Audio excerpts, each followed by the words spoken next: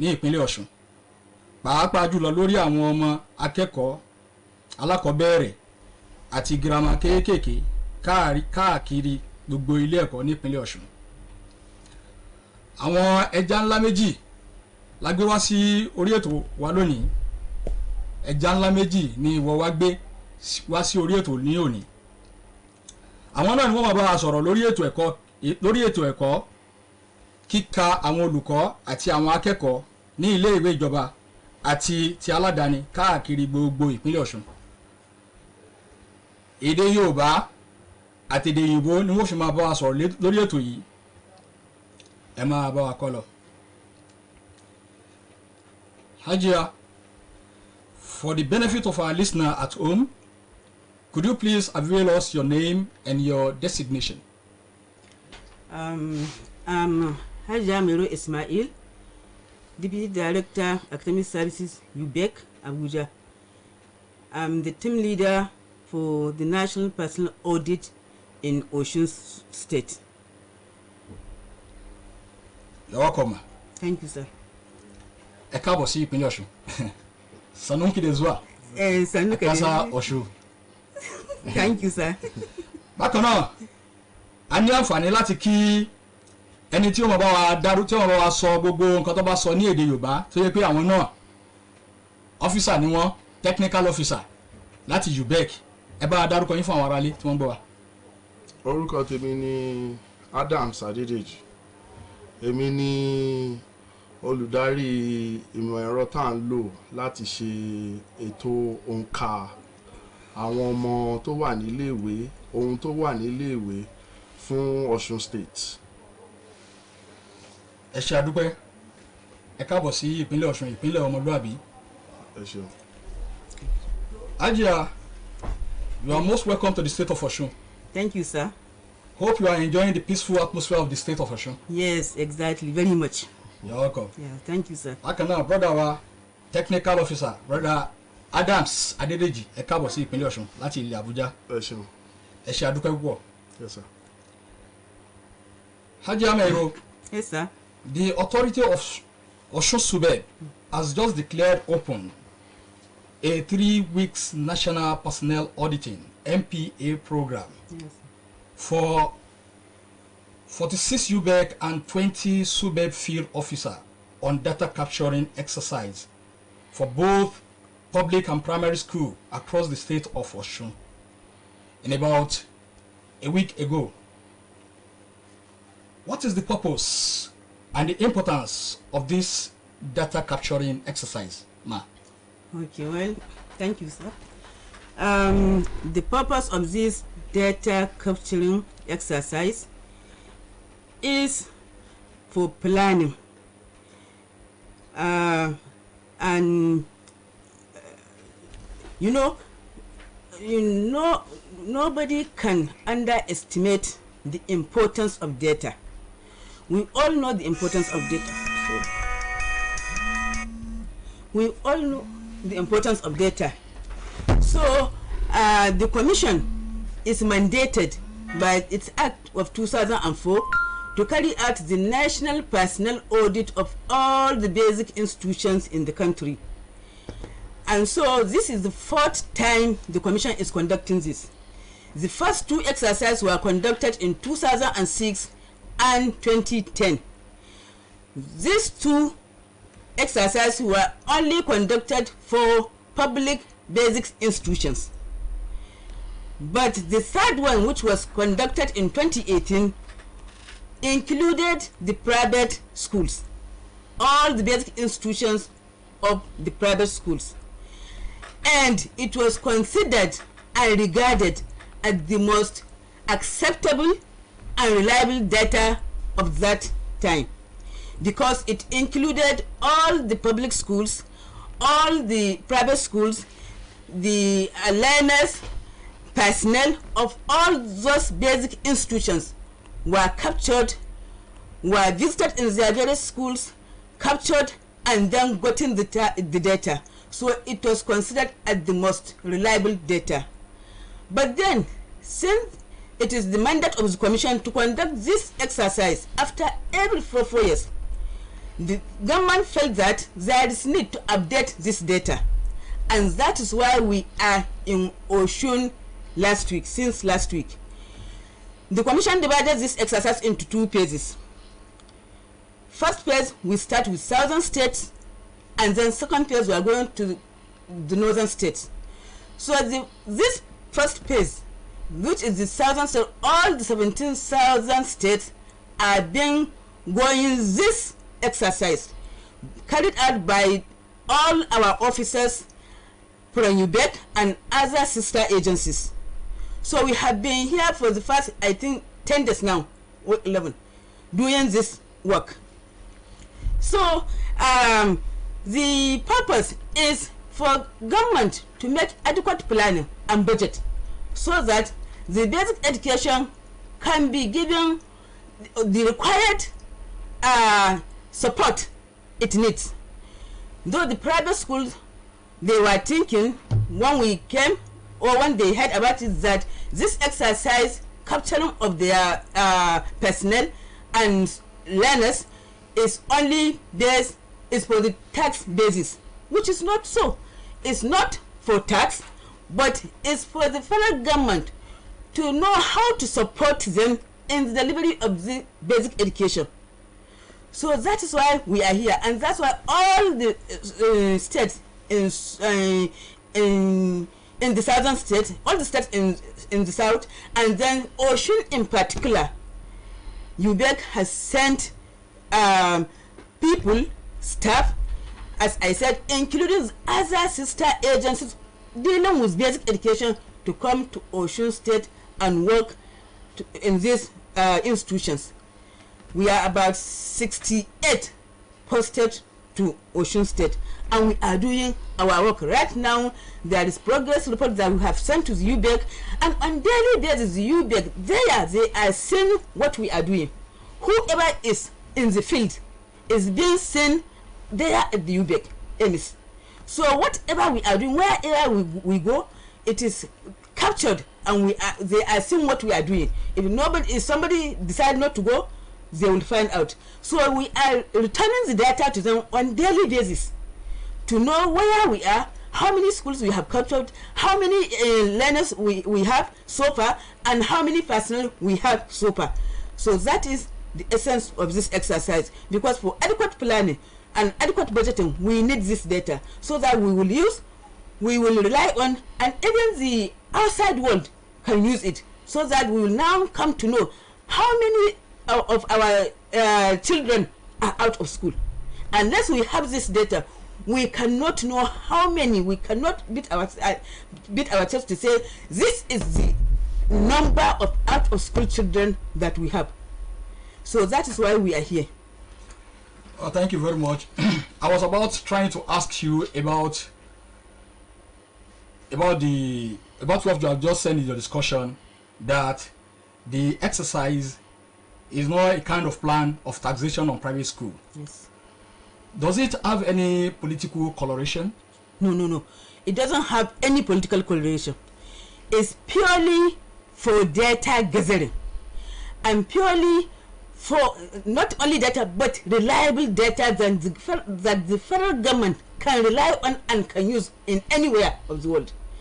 It is not for political issues. It is not for taxation of private school. It is just for the government to make adequate planning and budgeting in the delivery of basic education. Thank you very much.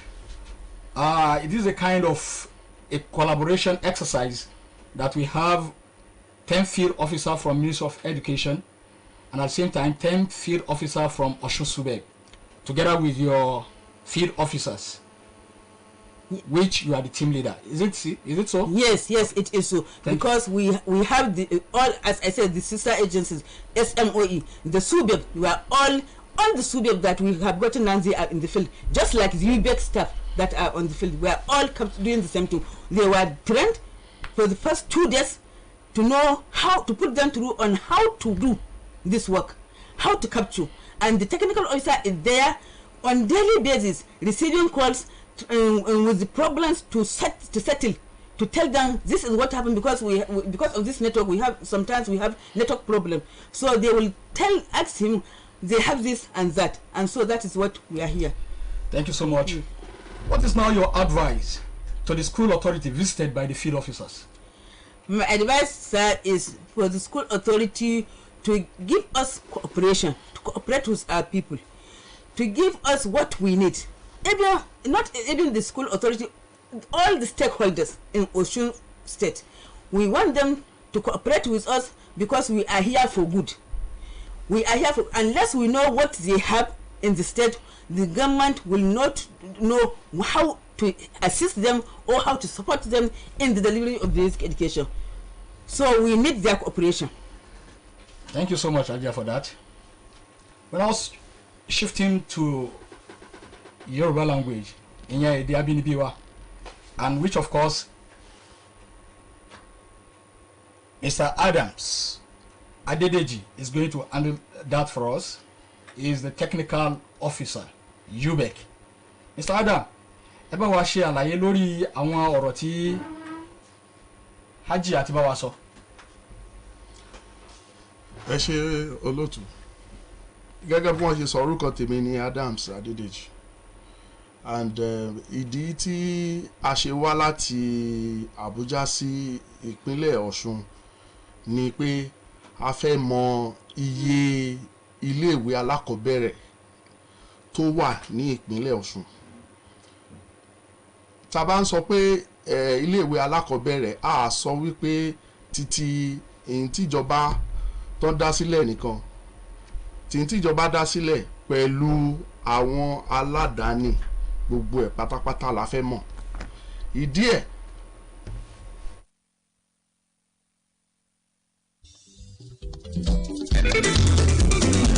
Oyètọ́lá àṣìṣe ẹ̀yìn lọ́sùn àgbẹ̀gbọ́n ẹ̀ka ò àṣìṣe ẹ̀yìn lọ́sùn ọba fìdòyè lọ́mọdé bẹ́ẹ̀ làgbà ìlérí olúwa ò àṣìṣe ẹ̀yìn lọ́sùn fakọyọ. ìjọba Adégbòyègò Oyètọ́lá ti dá bẹbẹ yàtọ̀ síbẹ̀ bẹ́ẹ̀ lẹ́ka ètò ẹ̀kọ́ níṣẹ́ tó dórí àlééfà yìí o gbàrà tó gbèkúdà ṣàkóso nípínlẹ̀ Ọ̀ṣun ó ṣàgbékalẹ̀ ìpàdé àpérò lórí ètò ẹ̀kọ́ tó mú kí ìyẹn ètò ẹ̀kọ́ dà tó gún tọ́ka rẹ̀ dà tó rò yàtọ̀ sílànà ètò ẹ̀kọ́ 6334 tó dá padà gómìnà Oyètọ́lá tún dá aṣọ iléèwé àtorúkọ tí iléèwé kọ̀ọ̀kan jẹ́ láti bẹ̀rẹ̀ pẹ̀pẹ̀ padà ó sì tún fáwọn akẹ́kọ̀ọ́ lóúnjẹ afáralókun ọ̀fẹ́ àwọn àkànṣe sí ọlọ́kan òjọ̀kan tíjọba rẹ̀ ṣe láwọn iléèwé tó wà yíká ìpínlẹ̀ Ọ̀ṣun kò dé ní ọ̀tàlérúgba àtẹyọkan nígbà táwọn olùkọ́ iléèwé ìjọba náà sì ń gba owó oṣù àtàjẹmọ́nú wọn lásìkò kẹ̀tíkẹ̀tí làwọn òbí àtàlágbàtọ́ mú àwọn ọmọ wọn lọ sí iléèwé ìjọba òpin ti dé bá ìwà jàgídíjàgan láàrin àwọn akẹ́kọ̀ọ́ ọ̀rọ̀ àsọdùnkọ́ gómìnà Adégbòyègò Oyètọ́lá ti tún ètò ẹ̀kọ́ sọ bí ẹni sọ gbá nípínlẹ̀ Ọ̀ṣun ìlérí olúwa tó ń ṣe nípínlẹ̀ Ọ̀ṣun yìí ò ní dúró Ọ̀ṣun tó ti ń dára ò ní bàjẹ́ láéláé. ìkéde pàtàkì yìí ń wáyé látọ̀dọ̀ àjọ tó mójútó ètò ẹ̀kọ́ kárí ayé nípínlẹ̀ Ọ̀ṣun SUBEB. Mr. Adam Adedeji, ẹ máa tẹ̀lé wa kálí báyìí ṣe ń bá a sọ̀rọ̀ lọ. so níbi tá a dúró lé lórí ni wípé iṣẹ́ tí a wá ṣe nípínlẹ̀ Ọ̀ṣun ni láti mọ iye iléèwé alákọ̀ọ́bẹ̀rẹ̀ láti primary 1 dé primary 6 pẹ̀lú JSS 1 títí dé JSS 3. A fẹ́ mọ iye tíjọba ìpínlẹ̀ Ọ̀ṣun ní, a fẹ́ mọ iye tí àwọn ilé ẹ̀kọ́ aládàáni náà jẹ́ láti primary 1 dé primary 6 àti JSS 1 dé JSS 3. ìdí tá a fi ń ṣe bẹ́ẹ̀ ni wípé ní UBEC nígbà tí wọ́n dá iléeṣẹ́ ìjọba yìí sílẹ̀ láti mójútó ẹ̀kọ́ alákọ̀ọ́bẹ̀rẹ̀, wọ́n fún wọn ní agbára wípé ní ọdún mẹ́rin wọ́n gbọ́dọ̀ máa ṣe òǹkà àwọn ilé ẹ̀kọ́ alákọ̀ọ́bẹ̀rẹ̀ yìí àti àwọn nǹkan tó wà ńbẹ̀. ìdí ẹ̀ ni wípé láti lè ṣe ètò ìṣúná tó pójú owó fún àwọn ilé ẹ̀kọ́ wa yìí ni ìjọba ṣe fún wọn lágbára wípé ní ẹ̀yìn ọdún mẹ́rin wọ́n gbọ́dọ̀ máa ṣe òǹkà àwọn kinní yìí. a ti ṣe àkọ́kọ́ irú eléyìí ní ọdún 2010, a ti ṣe ní ọdún 2014, ṣùgbọ́n ní ọdún 2010 àti 2014 tí a kọ́kọ́ ṣe yìí àwọn iléèwé ìjọba nìkan òun la fojú sí àwọn la kà. nígbà tó wá di ọdún 2008 tí a rí wípé àwọn ilé ẹ̀kọ́ aládàáni náà ti ń gbòòrò sí ó di dandan ká mú àwọn náà mọ́. So ní ọdún 2018 a ka àwọn iléèwé aládàáni tó bọ́ sí under primary 1 to 6 àti JSS 1 to 3. Data tá a rí ní ọdún 2018 òun ni UBEC ń fi ọwọ́ sọ̀yà wípé òun ló dángájá jù nínú méjì tó ti ṣe sẹ́yìn ní ọdún 2010 àti 2014. ṣùgbọ́n ó di dandan káwa náà ká tún update data yẹn ju bó ṣe wà ní 2018 because pẹ̀lú iṣẹ́ tá à ń ṣe a ti mọ̀ wípé láti ọdún 2018 sísìn àwọn iléèwé alákọ̀ọ́bẹ̀rẹ̀ míì bóyá tìjọba o bóyá tìjọba ìbílẹ̀ o àbí àwọn aládàáni míì ó ṣeé ṣe kán ti dá wọn sílẹ̀ so ó di dandan ká tún òǹkà yẹn kà so nǹkan tá a wá ṣe nísìnyìí ní ìpínlẹ̀ Ọ̀ṣun nìyẹn a dẹ̀ ti ń rí ìfọwọ́sowọ́pọ̀ ìjọba ìpínlẹ̀ Ọ̀ṣun because ká tó dé sí Òṣogbo olúùlú ìpínlẹ̀ Ọ̀ṣun wọ́n ti ṣe àwọn ètò tó pójú owó sílẹ̀ dè wá ṣùgbọ́n àwọn iléèwé ẹlẹ́kọ̀ọ́ aládàáni a fẹ́ fún wọn ní àmọ̀ràn wípé ìdí tí a fi ń ṣe kinní yìí kò ń ṣe ìtorí pé ìjọba fẹ́ máa gba owó orí lọ́wọ́ wọn o because èdè àìyedè ń wáyé lórí pé àwọn tó bá ti mọ iye ọmọ tá a ní tọmọ wọn wàá mú ìwé wá wọn wàá máa gbó kò ń ṣètòrí ẹ o kò lọ́rọ̀ òṣèlú kankan nú o ìdí ẹ̀ ni wípé ìjọba àpapọ̀ àti ìjọba ìpínlẹ̀ Ọ̀ṣun wọ́n ń wo ọ̀nà táwọn lè gbà láti ran àwọn iléèwé aládàáni lọ́wọ́ ṣùgbọ́n tí èèyàn ò bá ní information nípa irú iṣẹ́ tí wọ́n irú service tí wọ́n provide irú nǹkan tí wọ́n ń ṣe ọ̀nà tó ń gbé gbà bó ṣe ń ṣe kò sí béèyàn ṣe fẹ́ ràn wọ́n lọ́wọ́ so ó di dandan kí àwọn iléèwé aládàáni kí wọ́n fọwọ́sowọ́ pọ̀ fún ìlọsíwájú ètò tí à ń ṣe yìí.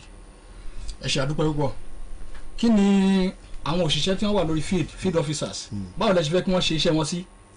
Iṣẹ́ tí wọ́n ń ṣe náà ni wípé a fẹ́ mọ iye kíláàsì tí ó wà nínú school a fẹ́ mọ iye ọmọ tó wà ń bẹ̀ a fẹ́ mọ iye òṣìṣẹ́ tó wà ń bẹ̀ àwọn òṣìṣẹ́ tó wà ń bẹ̀ ní pàtó mélòó nínú wọn ni ìjọba ìpínlẹ̀ ó gbà mélòó ni ìjọba ìbílẹ̀ nínú wọn mélòó ni àwọn tí ó jẹ́ pé àwọn olùkọ́ ló gbà gbogbo ìdí èyí tá a fi ń ṣe bẹ́ẹ̀ náà ni pé ìjọba lè lo gbogbo àwọn information yìí láti ṣe ètò ìṣúná tó gbójú owó fún àwọn ilé ẹ̀kọ́ aládàáni wa.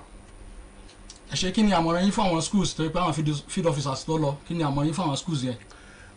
àmọ̀ràn wa ni wípé ó di dandan ká fọwọ́sowọ́pọ̀ o because a lè jókòó ká máa ní ìjọba ò ràn wá lọ́wọ́ wọn ò ṣe báyìí tí iléèwé tó bá fọwọ́sowọ́pọ̀ tí kò ń ṣe wípé bóyá a fẹ́ mọ̀ pé ṣé ẹni nǹkan báyìí tí wọ́n wá ń dọwọ́ bò tó bá dọwọ́ bò wọ́n ní ibi tó ń dun èèyàn tó yàn bá dọwọ́ bò èèyàn ní rí ẹni bá ní tọ́jú ẹ̀ o ṣùgbọ́n tí a bá ṣàlàyé bí nǹkan bá ṣe rí lára àwọn information tá a fẹ́ gbà ni pé a fẹ́ mọ̀ nínú àwọn kíláàsì ìkàwé wa mélòó nú ẹ̀ ló dáa mélòó nú ẹ̀ ni ò dáa tẹ́ bá wo ìyí ẹ máa rí i pé ìdí tá a fi fẹ́ mọ̀ ni pé mélòó nú ẹ̀ níjọba máa ní láti bá yín tún ṣe mélòó ní ìjọba máa ní láti tún kọ́ ní gbogbo nǹkan tá à ń ṣe yìí dálé lórí. ẹ ṣe àdúpẹ́ gan. ẹ ṣeun. a kú sísọ. Hajia, Yes, sir. I have this question for you. How will you? It is my belief that you've been in the state of Osun for the past 1 week, and you must have knowledge about what is going on as regards the educational system of the state. How will you eulogize the state government of Osun under the leadership of our amiable governor, Alhaji Isiaka Adegboyega? Honestly speaking, I'm very impressed with what I found out in Osun State.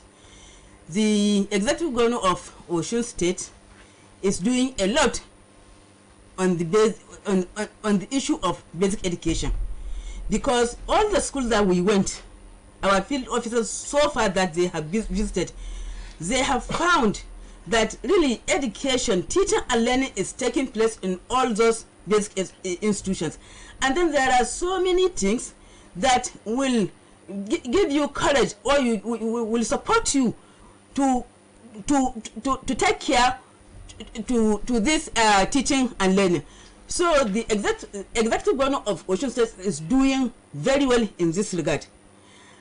When we came, before even our arrival, I was being monitored by the SUBEB chairman and the education executive secretary to the board.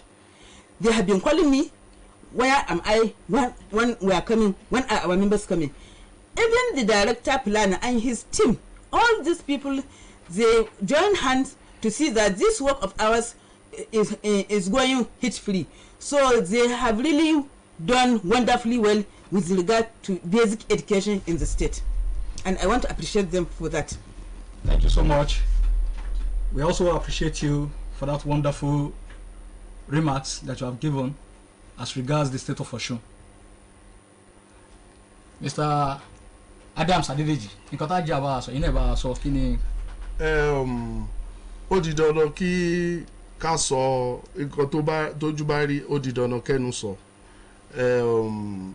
Nípa ètò ẹ̀kọ́ alákọ̀ọ́bẹ̀rẹ̀ ní ìpínlẹ̀ Ọ̀ṣun, a rí akitiyan tí gómìnà ìpínlẹ̀ Ọ̀ṣun tí wọ́n ń ṣe lórí ètò ẹ̀kọ́ alákọ̀ọ́bẹ̀rẹ̀.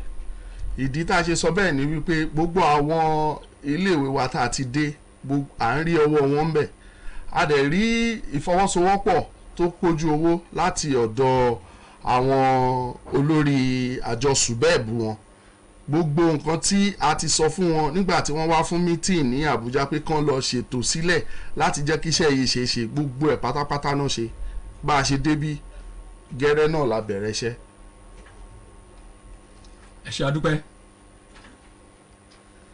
adúpẹ́ lọ́wọ́ gbogbo àwọn àlejò wa, dáadáa lè máa bálé o. Àmín. A dẹ̀ dúpẹ́ lọ́wọ́ gbogbo àwọn òṣìṣẹ́ iléeṣẹ́ ètò ẹ̀kọ́ kárí ayé àjọ SUBEB nípínlẹ̀ Ọ̀ṣun, bẹ̀rẹ̀ láti orí àwọn aláṣẹ, àwọn olùdarí, àwọn board members, àwọn directors àti àwọn òṣìṣẹ́ lápapọ̀, pàápàá jùlọ akọ̀wé àgbà àjọ SUBEB tí wọ́n ṣe agbátẹrù ètò yìí. Àwọn náà ni Alhaji Adéoyè Bákàrè. Ẹ ṣé adúpẹ́. Ǹjẹ́ títí ọ̀sẹ̀ tó ń bọ̀ tí ẹ tún máa gbọ́ wa lórí àkọ́tún ètò akitiyan àjọ SUBEB. Bákan náà kí n tó lọ, adúpẹ́ lọ́wọ́ director wa planning research and statistics Venerable Ìdòwú Jókòtọ́lá. Ẹ ṣé ẹ káàbọ̀. Ǹjẹ́ títí ìgbà míì tí ẹ tún máa gbọ́ wa lórí